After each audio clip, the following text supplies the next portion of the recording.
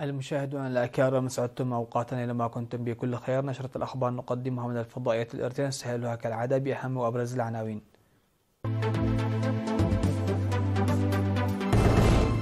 حاكم إقليم القشبركة يلتقي بمزارع قلوج.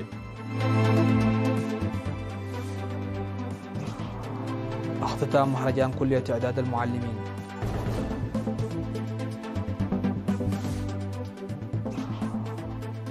تنفيذ أغلب برامج النفير التنموي في إقليم عنسبة.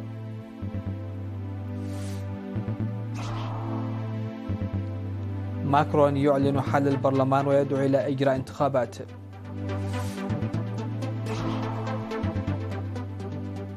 شقيقة الزعيم كيم توجه تحذيرا لكوريا الجنوبية.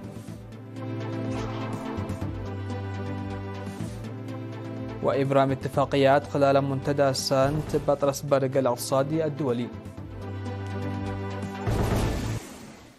أهلا بكم إلى تفاصيل النشرة. التقى حاكم إقليم القشبركة السفير محمود علي حروي مزارعي مديرية قلوج يوم 7 يونيو، وبحث الدفع بالزراعة المطرية النقدية وإدارة استخدام الأراضي الزراعية. وذكر بأن المديرية تجري فيها أنشطة زراعية واسعة بكبار المزارعين في الزراعة المطرية النقدية، موضحا أهمية القيام باللقاءات المتواصلة بشأن جهود المزارعين لرفع الإنتاج والتعليمات المتعلقة في إدارة واستخدام الأراضي. ودعا المزارعين لإدارة جيدة للأراضي الزراعية التي يمتلكونها والإيفاء بواجباتهم وضمان سلامة البيئة. وحث المزارعين على اتباع الوسائل الزراعية التي تزيد الإنتاجية بدل استخدام المساحات الكبيرة دون فعالية. من جانبه أوضح مدير مديرية قلوج السيد سيزر ميكائيل أن إدارة واستفادة الأراضي يتطلب الحذر والاهتمام الكبير، داعيا للحد من استخدام الأراضي الزراعية دون ملكية قانونية وقطع الأشجار. وأفاد المزارعون بأن اللقاء ساعد في رفع الفهم بشأن الاستخدام والاستفادة من الأراضي الزراعية المطرية وتصحيح الأخطاء في إدارة الأراضي، منادين للاهتمام بأوضاع المراعي وتوفير أدوات ومعدات الزراعة.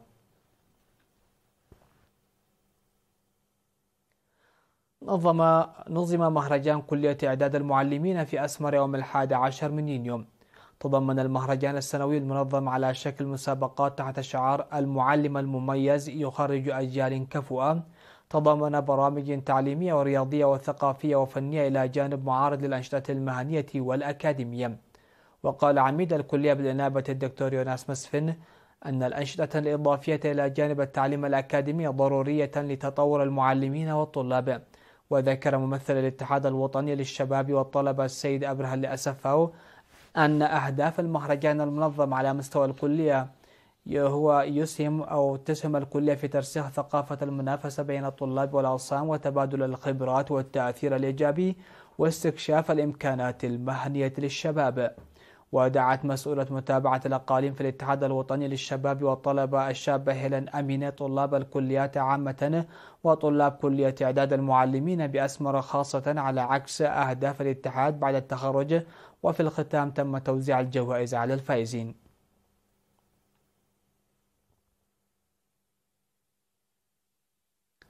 أفاد مكتب الزراعة في إقليم عنسبة تنفيذ 89% من البرامج الموضوعة للتنفيذ عبر النفير بهدف حماية التربة والمياه في الأراضي الزراعية في النصف الأول من هذه السنة، وذلك بمشاركة واسعة من الشعب والجيش الشعبي والمهنيين الزراعيين والجهات الشريكة.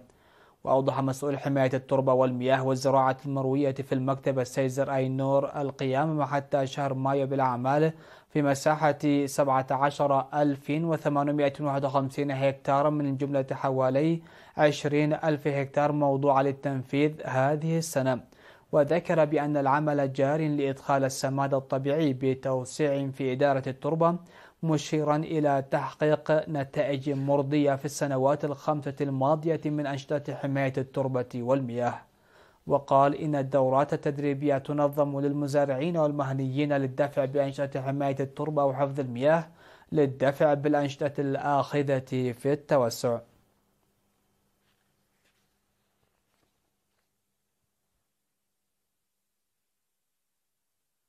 تلقت 58 عضوة في قوات الدفاع دورة تدريبية مهنية ل4 أشهر في بارنتو بتعاون الاتحاد الوطني للمرأة والقيادة الغربية.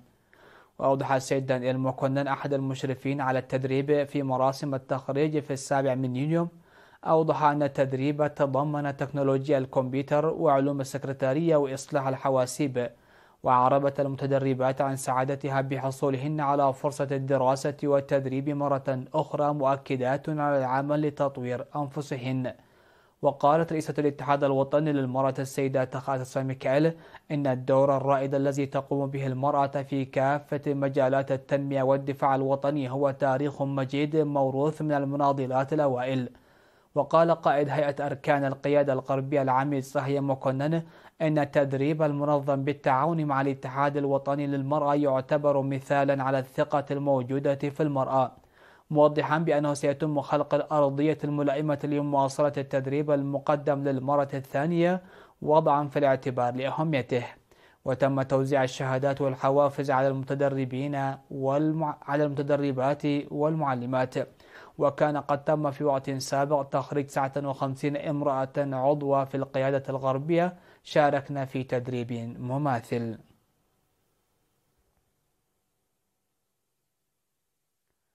نظم الاتحاد الوطني للمرأة فريق إقليم جنوب البحر الأحمر دورة تدريبية لإعداد الغذاء المكمل للأطفال بالتعاون مع مكاتب الثروة البحرية والصحة. شاركت في التدريب النظري والتطبيقي 30 امرأة ل3 أشهر، وهدف التدريب إعداد الأغذية من السمك والبقوليات والخضروات والفواكه الموجودة في محيطهن. وقالت مسؤولة الاتحاد في الإقليم السيدة سعدية إبراهيم أن الهدف من التدريب هو ضمان نمو جيد للأطفال، داعية لعدم استخدام الأغذية المعلبة. من جهة أخرى قدمت الجمعية الوطنية لذوي الإعاقة الذهنية وتخلف النمو دعما هو عبارة عن دراجة ب3 دواليب بقيمة 21,000 ناف.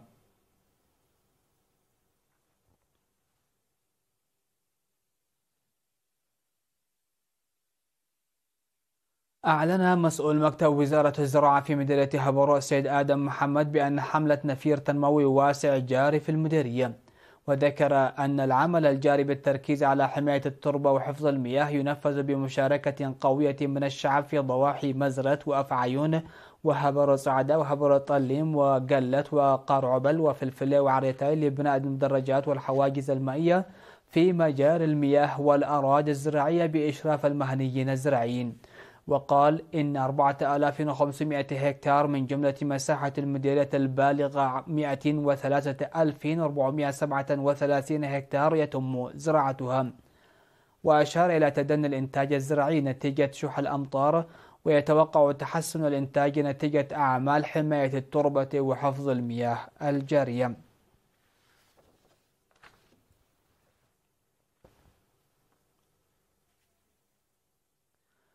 مشاهدينا، كانت هذه الأنباء المحلي. نتابع فاصل، بعد هذا الفاصل الأنباء على الصعيد العالمي.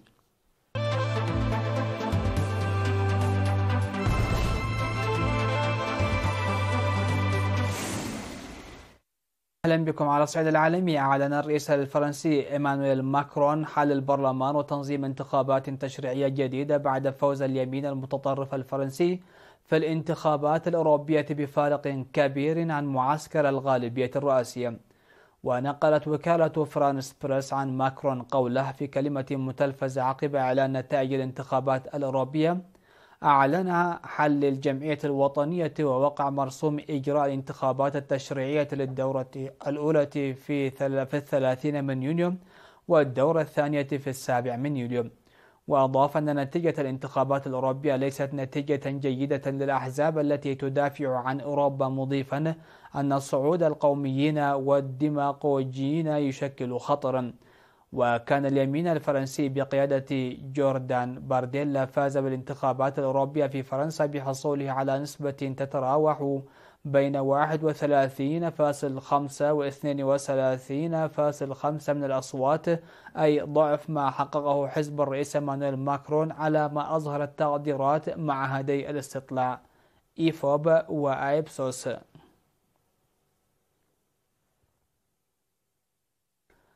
حذر شقيقة الزعيم الكوري الشمالي كيم جون أون سول من رد جديد ومن ودع خطير للغاية بعد أن استأنف الجنوب البث الدعائي عبر مكبرات الصوت بالقرب من الحدود يوم أمس الأحد، حسب ما ذكرت وكالة الأنباء الكورية الجنوبية يونهاب. وقالت كيم يو جون إنه إذا اختارت كوريا الجنوبية الانخراط في إلقاء المنشورات والاستفزازات بمكبرات الصوت عبر الحدود، فمن دون شك ستشهد ردنا الجديد، حسب ما نقلت يونهاب عن وكالة الأنباء المركزية الكورية الشمالية. وأضافت أن البث عبر مكبرات الصوت الذي استأنفه الجنوب مقدمة لوضع خطير للغاية.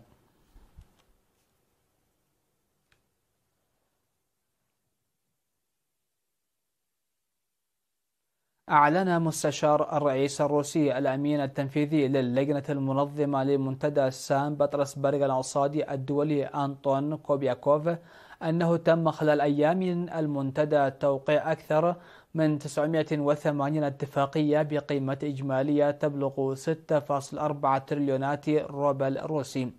وقال كوبياكوف في مؤتمر صحفي في ختام أعمال منتدى سانت بطرسبرغ تم التوقيع خلال المنتدى على 982 اتفاقية بقيمة إجمالية نحو 71.8 مليار دولار. عقد منتدى بطرس الاقتصادي الدولي في الفترة من 5 إلى 8 يونيو الجاري، وكان موضوعه لهذا العام أساس العالم متعدد الأعطاب، وهو إرساء نقاط نمو جديدة. ونظم هذا الحدث الاقتصادي مؤسسة راسكونغرس الروسية.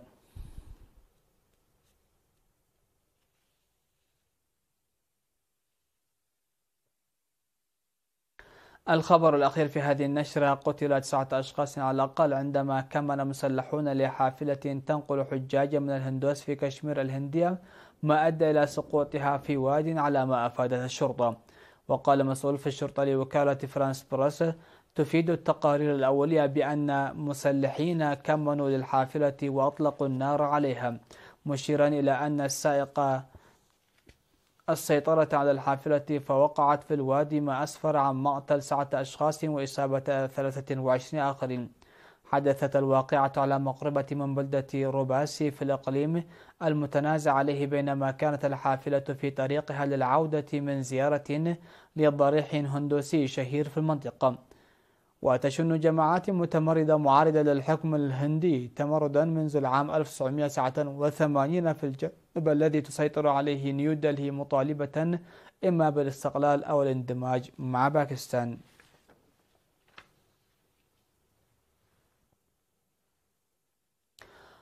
مشاهدينا، ختام نشرة هذا المساء إليكم أبرز ما جاء فيها.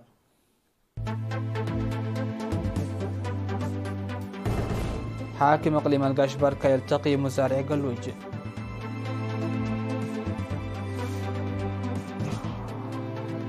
اختتام مهرجان كلية إعداد المعلمين.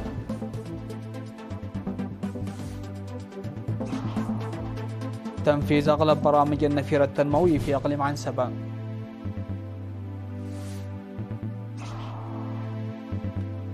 ماكرون يعلن حل البرلمان ويدعو إلى إجراء الانتخابات.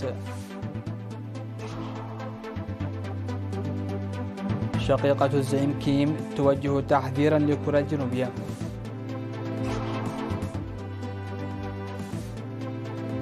وإبرام اتفاقيات خلال منتدى سان بطرسبرغ الاقتصادي الدولي. مشاهدينا الأكارم، انتهت نشرة هذا المساء. شكرا لحسن الإسماع والمتابعة، والسلام عليكم ورحمة الله.